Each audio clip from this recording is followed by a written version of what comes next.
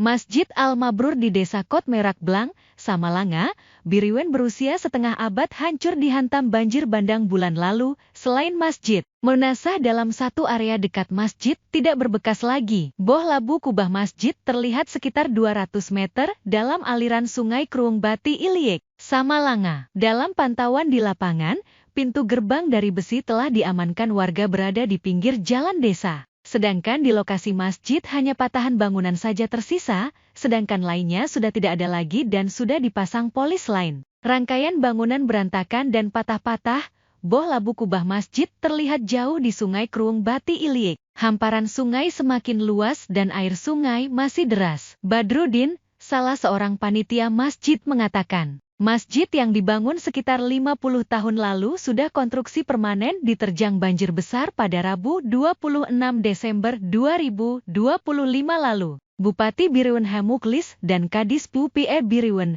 Insinyur Fadli Amir terjun ke lokasi melihat secara dekat kondisi masjid. Syamsuddin, salah seorang pengurus masjid tersebut mengatakan, untuk pembangunan masjid yang baru, sudah ada tersedia lahan wakaf masyarakat berjarak 100 meter dari jalan utama Gampong Kot Merak Blang. Sekarang, menghadirkan lokal menjadi Indonesia.